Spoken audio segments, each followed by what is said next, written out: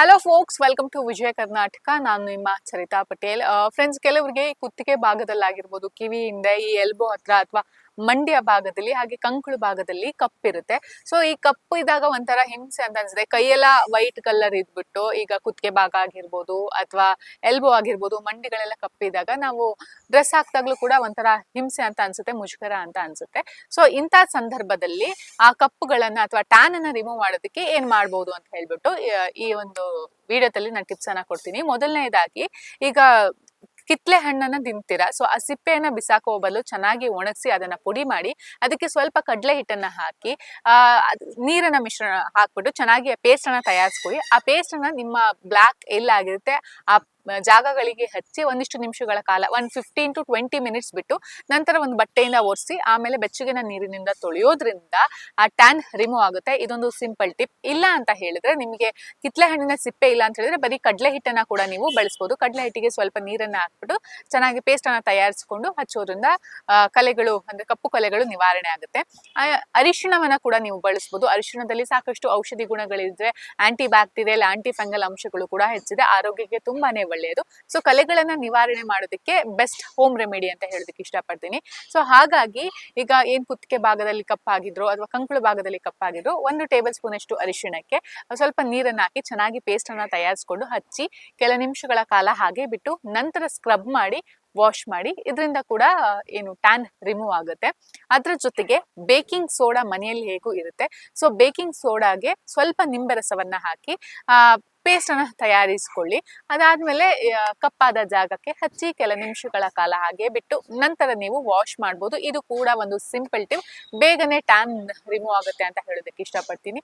ಆಮೇಲೆ ಕೊಬ್ಬರಿ ಎಣ್ಣೆಯನ್ನ ನೀವು ಪ್ರತಿದಿನ ಹಚ್ಚೋದ್ರಿಂದ ಟ್ಯಾನ್ ರಿಮೂವ್ ಆಗುತ್ತೆ ಅಂತ ಹೇಳ್ತಾರೆ. ಸೊ ಟ್ರೈ ಮಾಡಿ ನೋಡಿ, ಇದು ಕೂಡ ಒಂದು ಬೆಸ್ಟ್ ಅಂಡ್ ಸಿಂಪಲ್ ಟಿಪ್. ಆಮೇಲೆ ಅಲೋವೆರಾ ಜೆಲ್ ತ್ವಚೆಗೆ ತುಂಬಾನೇ ಒಳ್ಳೆಯದು. ಯಾವುದೇ ಒಂದು ಸ್ಕಿನ್ ಪ್ರಾಬ್ಲಮ್ ಇದ್ರೂ ಕೂಡ ಅಲೋವೆರಾ ಹಚ್ಚೋದ್ರಿಂದ ನಿಮಗೆ ಬೆಸ್ಟ್ ಏನು ರಿಸಲ್ಟ್ ಸಿಗುತ್ತೆ. ಹಾಗಾಗಿ ಟ್ಯಾನ್ ಅನ್ನ ರಿಮೂವ್ ಮಾಡೋದಕ್ಕೂ ಅಥವಾ ಕಪ್ಪು ಕಲೆಗಳನ್ನ ನಿವಾರಣೆ ಮಾಡೋದಕ್ಕೂ ಅಲೋವೆರಾ ಬೆಸ್ಟ್ ಟಿಪ್. ಇದನ್ನ ಕೂಡ ನೀವು ಟ್ರೈ ಮಾಡಬಹುದು. ಶಿಕ್ಷಕರೇ, ಇದರ ಜೊತೆಗೆ ನಾ ಒಂದು ಪಾಯಿಂಟ್ ಅನ್ನ ಹೇಳೋದು ಮರ್ತಿದೆ. ಈಗ ಸೌತೆಕಾಯಿ ಕೂಡ ತ್ವಚೆಯ ಆರೋಗ್ಯಕ್ಕೆ ತುಂಬಾನೇ ಒಳ್ಳೆಯದು. ಈ ಟ್ಯಾನ್ ಆದಾಗಲೂ ಕೂಡ ಸೌತೆಕಾಯಿಯನ್ನ ಚೆನ್ನಾಗಿ ರುಬ್ಬಿಟ್ಟು ಅದರ ರಸವನ್ನ ತೆಗೆದು ಟ್ಯಾನ್ ಆದ ಜಾಗದಲ್ಲಿ ಹಚ್ಚಿ ಕೆಲ ನಿಮಿಷಗಳ ಕಾಲ ಹಾಗೆ ಬಿಟ್ಬಿಟ್ಟು ನಂತರ ನೀವು ವಾಶ್ ಮಾಡಬಹುದು. ಇನ್ನು ಆಲೂಗೆಡ್ಡೆಯನ್ನ ಕೂಡ ಅದೇ ರೀತಿ ಯೂಸ್ ಮಾಡಬಹುದು.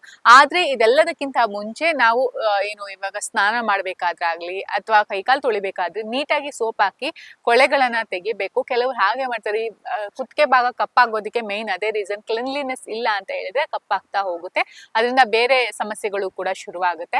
ಹಾಗಾಗಿ ಮೊದಲನೇದಾಗಿ ಸ್ನಾನ ಮಾಡ್ಬೇಕಾದ್ರೆ ಆಗ್ಲಿ, ಕೈಕಾಲು ಮುಖ ತೊಳಿಬೇಕಾದ್ರೆ ಆಗ್ಲಿ, ಕ್ಲೀನ್ ಆಗಿ ಸೋಪ್ ಅಥವಾ ನೀವೇನು ಫೇಸ್ ವಾಶ್ ಗಳನ್ನ ಏನ್ ಬಳಸ್ತೀರಾ ಅದನ್ನ ಬಳಸಿ ಚೆನ್ನಾಗಿ ವಾಶ್ ಮಾಡಿ ನಂತರ ಆ ಕಪ್ಪು ಕಲೆಗಳು ಹೋಗ್ಲಿಲ್ಲ ಅಂತ ಹೇಳಿದ್ರೆ ಈ ಟಿಪ್ಸ್ ಅನ್ನ ಟ್ರೈ ಮಾಡಿ ಅಂತ ಹೇಳ್ತಾ signing off, Sarita Patel. Bye bye. And Vijaya ಕರ್ನಾಟಕವನ್ನ ಫಾಲೋ ಮಾಡೋದನ್ನ ಮರಿಬೇಡಿ.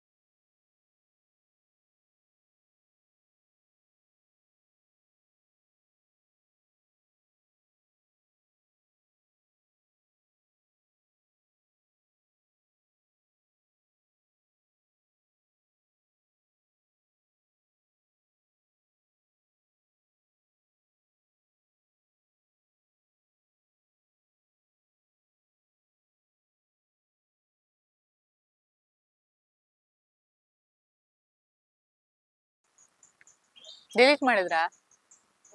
ನೋಡಿ. Hello folks, welcome to Vijaya Karnataka. ನಾನು ನಿಮ್ಮ ಸರಿತಾ ಪಟೇಲ್. ಫ್ರೆಂಡ್ಸ್, ಎಷ್ಟೇ ಚೆನ್ನಾಗಿದ್ರು ಕೂಡ ಹೆಣ್ಣು ಮಕ್ಕಳಿಗೆ ಮೇಕಪ್ ಮಾಡ್ಕೊಳ್ಬೇಕು ಅಂತ ಹೇಳ್ಬಿಟ್ಟು ಆಸೆ ಇರುತ್ತೆ. ಕೆಲವರು ಸಿಂಪಲ್ ಬೇಸಿಕ್ ಮೇಕಪ್ ಅನ್ನ ಮಾಡ್ಕೊಂಡ್ರೆ, ಇನ್ನು ಕೆಲವರು ಓವರ್ ಆಗಿ ತುಂಬಾ ಹೆಚ್ಚಾಗಿ ಮೇಕಪ್ ಅನ್ನ ಮಾಡ್ಕೊಳ್ತಾರೆ. ಲೈಕ್ ಈಗ ಫೌಂಡೇಶನ್ ಅನ್ನ ಜಾಸ್ತಿ ಹಾಕೊಳ್ಳುವಂಥದ್ದು, ಅಥವಾ ಪೌಡರ್ ಅನ್ನ ಜಾಸ್ತಿ ಬಳಸೋದು, ಡಾರ್ಕ್ ಆಗಿ ಕಾಜಲ್ ಹಾಕೊಳ್ಳೋದು, ಲಿಪ್ಸ್ಟಿಕ್ ಕೋಟ್ ಮೇಲೆ ಕೋಟ್ ಹಾಕೊಳ್ಳೋದು, ಹೀಗೆ ಪ್ರತಿದಿನ ಹಚ್ಕೊಳ್ಳೋದ್ರಿಂದ, ಮೇಕಪ್ ಮಾಡ್ಕೊಳ್ಳೋದ್ರಿಂದ ಸ್ಕಿನ್ಗೆ ಯಾವ ರೀತಿಯ ಪ್ರಾಬ್ಲಮ್ಸ್ ಆಗುತ್ತೆ ಅಂತ ಹೇಳ್ತಾ ಹೋಗ್ತೀನಿ.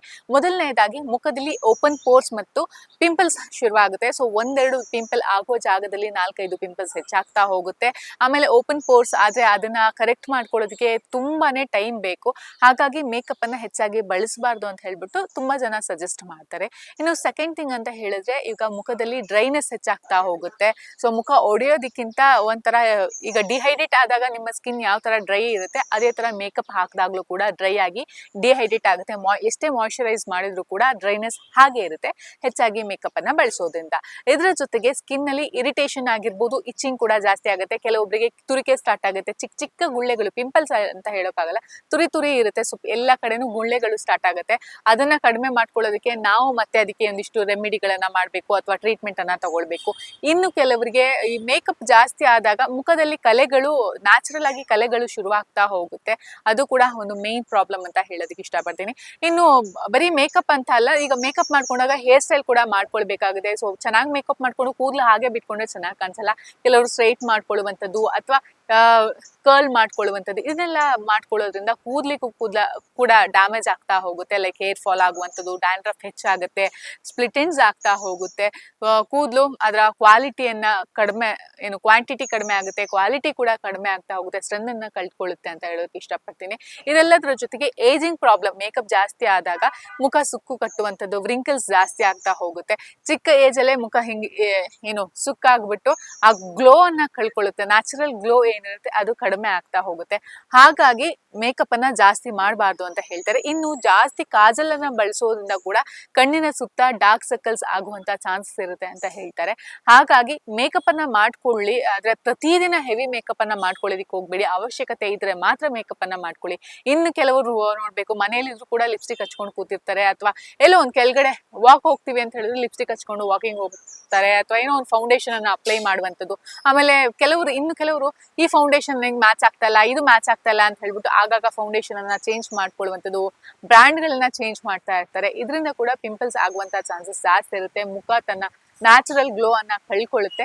ಹಾಗಾಗಿ ಯಾವಾಗ್ಲೂ ನೀವು ನ್ಯಾಚುರಲ್ ಆಗಿ ಇರಿ, ತುಂಬಾ ಚೆನ್ನಾಗಿ ಕಾಣಿಸ್ತೀರಾ. ಮೇಕಪ್ ಮಾಡ್ಕೊಳ್ಬೇಡಿ ಅಂತ ಹೇಳಲ್ಲ, ಬಟ್ ಜಾಸ್ತಿ ಮಾಡ್ಕೊಳ್ಳೋದಕ್ಕೆ ಹೋಗ್ಬೇಡಿ ಅಂತ ಹೇಳ್ತಾ ಈ ವಿಡಿಯೋವನ್ನ ಮುಗಿಸ್ತಾ ಇದ್ದೀನಿ. ಮುಂದಿನ ವಿಡಿಯೋದಲ್ಲಿ ಮತ್ತೊಂದು ವಿಚಾರದ ಬಗ್ಗೆ ನಿಮ್ಗೆ ಇನ್ಫಾರ್ಮೇಶನ್ ಅನ್ನ ಕೊಡ್ತೀನಿ. Signing off Sarita Patel. Bye bye. And Vijaya ಕರ್ನಾಟಕವನ್ನ ಫಾಲೋ ಮಾಡೋದನ್ನ ಮರಿಬೇಡಿ.